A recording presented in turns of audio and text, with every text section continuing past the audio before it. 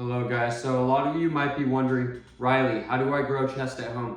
And it's very simple. So let's say you're doing 3 sets of 50, so you're doing 150 total push-ups, but you're doing 3 sets of 50 push-ups 5 days a week.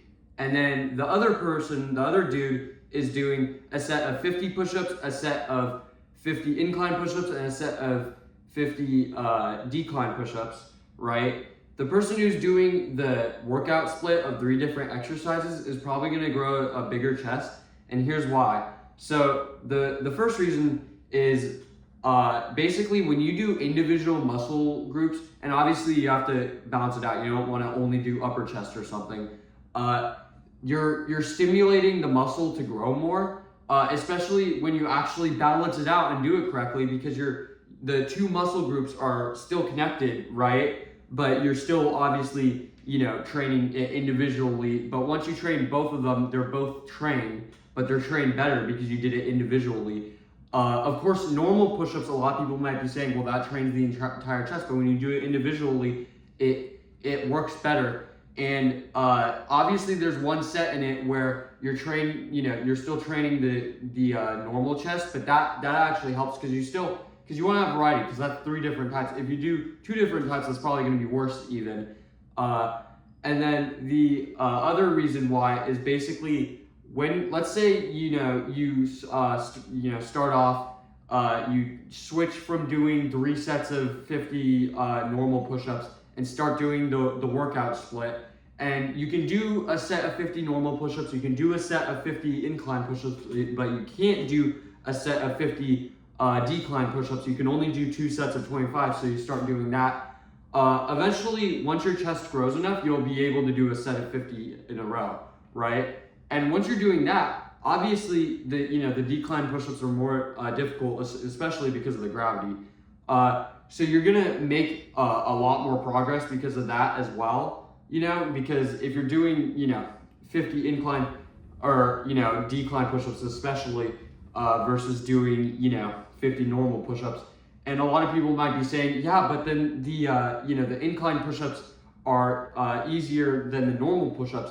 They feel that way, but you're still training only the lower chest. You aren't training the entire chest, you're only training the lower chest. So it might feel easier, which it kind of is, but it's still training only the lower half of the chest, right?